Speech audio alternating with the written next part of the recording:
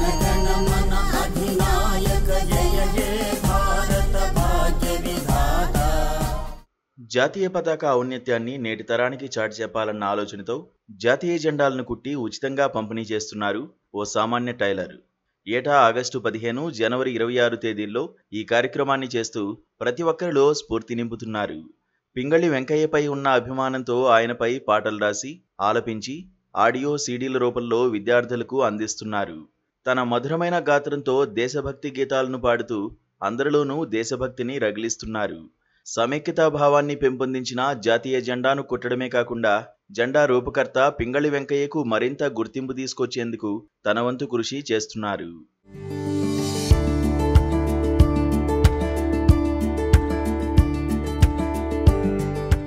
కృష్ణా జిల్లాకు చెందిన ఎస్కే సుభాని ఏలూరులో దర్జీగా జీవనం సాగిస్తున్నారు. చిన్నప్పటి నుంచి జాతీయ జెండా అన్న దాని రూపకర్త పింగళి వెంకయ్య అన్న సుభానికి ఎంతో ఇష్టం. ఆ అభిమానంతోనే జాతీయ జెండాను అమ్మకూడదు, కొనకూడదు అనే ఉద్దేశంతో కొన్నేళ్లుగా జెండాలను స్వయంగా కుడుతూ ఉచితంగా పంచుతున్నారు.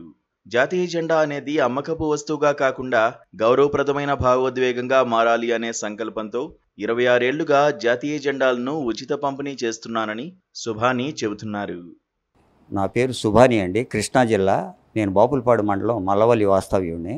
మా పిల్లలు ఇక్కడికి రావటం, చేతి పనులు చేసుకుంటాం, దానివల్ల నేను ఒక 30 సంవత్సరాల నుంచి ఏలూరులో స్థిరపడిపోయాను.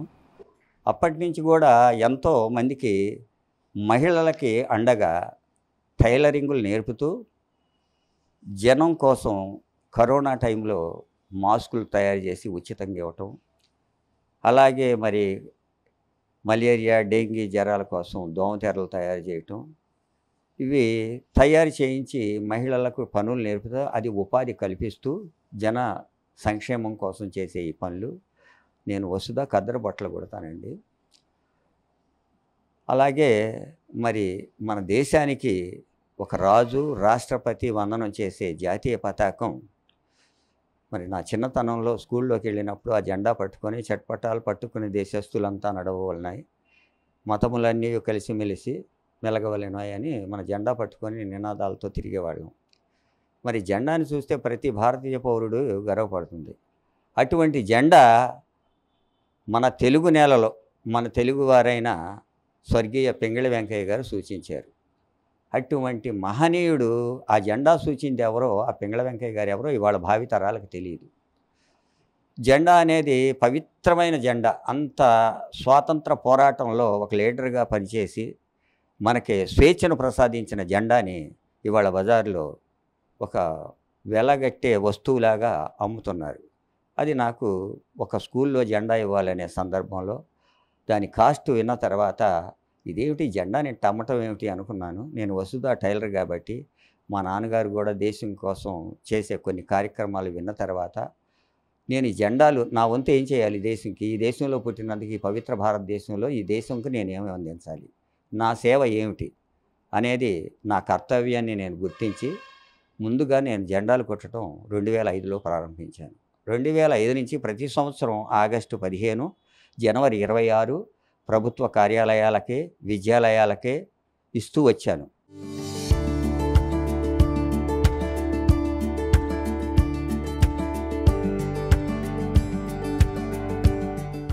మరోవైపు సొంతంగా ఘంటసాల స్వరపీఠం అనే సంస్థను స్థాపించి దేశభక్తి పాటలు నేర్పిస్తూ మహిళలకు ఉచితంగా కుట్టు శిక్షణ కూడా ఇస్తున్నారు. శిక్షణ పూర్తి చేసుకున్న మహిళలతో జాతీయ పతాకాలను కుట్టిస్తూ అమ్మకుండా ఉచితంగా పంచిపెడుతున్నారు. జాతీయ జెండా రూపకర్త అయిన పింగళి వెంకయ్యకు భారతరత్న ఇవ్వాలని 26 ఏళ్లుగా కృషి చేస్తున్నారు. నమస్తే అండి, నా పేరు పద్మజ. మేము ఏలూరు వాసులం. ఇక్కడ సుబాని గారని ఆయన ఒక వృత్తిరీత్యా ఆయన ఒక టైలర్. మాకు గత 10 సంవత్సరాల నుంచి ఆయన పరిచయం ఉంది.